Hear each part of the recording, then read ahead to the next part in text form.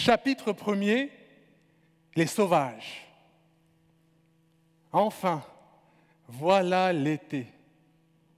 Le soleil brille sur les blocs, une bonne trentaine de potes, un ballon et tous les âges. On s'appelait par la fenêtre par de grands cris sauvages. Vous connaissez, hein? J'ai 10 ans à l'époque, mais le souvenir est intact. Toute l'équipe en attaque alors qu'on vivait dans les cages. Le match est bientôt terminé, bien sûr, hein, mon équipe mène au score. Quand j'entends l'adversaire s'écrier « Eh vas-y, je m'en fous, but en or !» Les gamins de quartier sont très très malins. Ils arrivent toujours à leur but. Là, l'adversaire fixe le gardien. Pour mon équipe, c'est la chute. Dès le début, nos vies divergent. Comme 7 milliards d'humanités. Il y a ceux qui gagnent et ceux qui perdent. Voilà la triste réalité. Oubliez tout ce que vous pensiez connaître. Au seuil de l'histoire que je viens dépeindre, prenez vos évidences, comme ça, et broyez-les toutes. Car si le but est ici de convaincre, moi je viens apporter le doute. Chapitre 2, petit pays. Sa vie ne tient que dans un petit sac. Fatima a 16 ans et elle doit quitter sa terre aujourd'hui. C'est la plus triste des traditions de son pays. Par la fenêtre de sa cage, ma mère regarde mon père s'éloigner vers l'usine. Elle est seule. Et pourtant, le drôle d'oiseau bavarde, mais personne ne l'entend. À la fenêtre de l'appart, à contempler ce monde à part, où même Molière se prend des tacles. Monsieur l'arbitre, je demande l'avare. L'oiseau bavarde, mais rien ne dit que quelqu'un entendra son chant.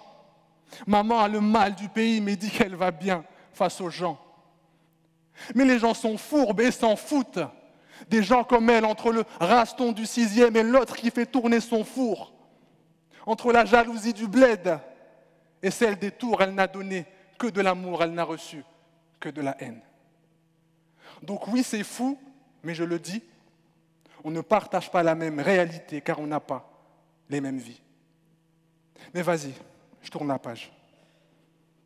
Chapitre 3, le petit prince.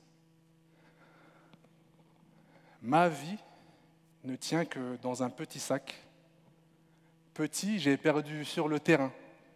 Puis j'ai perdu socialement. Et là, je suis perdu dans la vie. Et je n'ai que 20 ans. J'étais bon élève, hein, en grande école.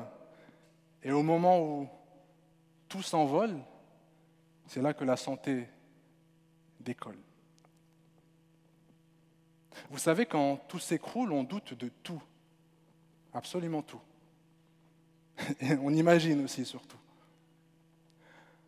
S'il vous plaît, dessine-moi un mouton, dit le petit prince. Vous la connaissez, l'histoire, vous l'avez lue, et pourtant, vous vous êtes tous imaginé un mouton différent. Et c'est ça, la réalité. On pense que c'est ce qui existe, mais ce n'est qu'un dessin triste dans la tête.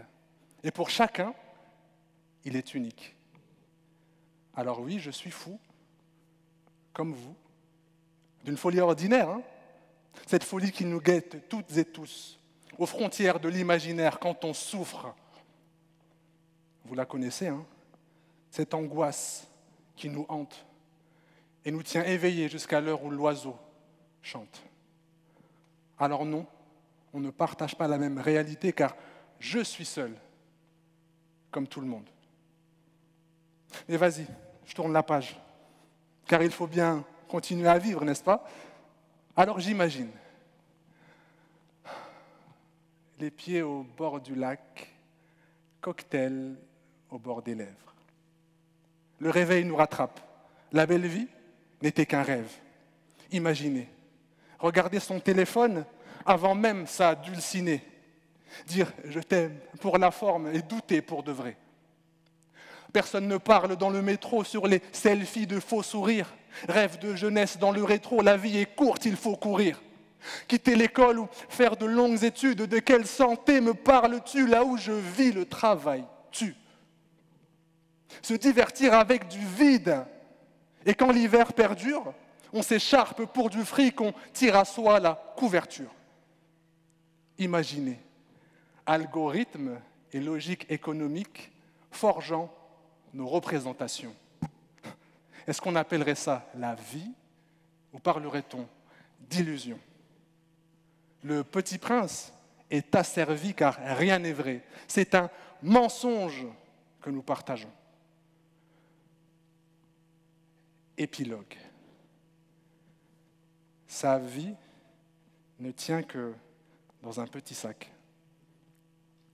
Mon père referme la porte, dépose son sac de l'usine et se met à prier avec ma mère qui n'est plus seule et ses 7 enfants. Scène irréelle mais vraie, d'un retraité simplement soulagé d'avoir survécu à 40 années d'enfer de l'usine. Et là j'ai compris que nos parents nous mentent. Ils nous mentent pour nous protéger de la vie. On ne partage pas le même réel car on ne dit pas tout aux gens qu'on aime. Et moi aussi, je vous ai menti. Je ne suis pas un orateur. Je vous raconte des histoires. J'essaie juste de rester vrai. Des fois, je gagne, des fois, je foire. Et je crois rêver tant. C'est fou d'être là ce soir, aujourd'hui, debout devant vous. J'ai failli crever dans le noir. Mais je suis là, après tant de naufrages, portant ce message sur un petit marque-page. Si vous vous sentez seul et sans espoir, imaginez les gens que vous aimez et prenez la plume. Prenez la plume des enfants sauvages, prenez la plume d'un petit prince ou d'un drôle d'oiseau. Prenez les plumes que vous avez laissées et écrivez. Écrivez avec la conviction qu'il existe un rêve comme ce soir où tout se réalise, où tout est vrai. Le rêve de tous ceux qui continuent à vivre. Ne cessez jamais, jamais d'aimer et d'espérer, même si tout ça est illusoire, car en vérité, tout ce qui distingue une belle histoire de la réalité, c'est d'y croire. Fin.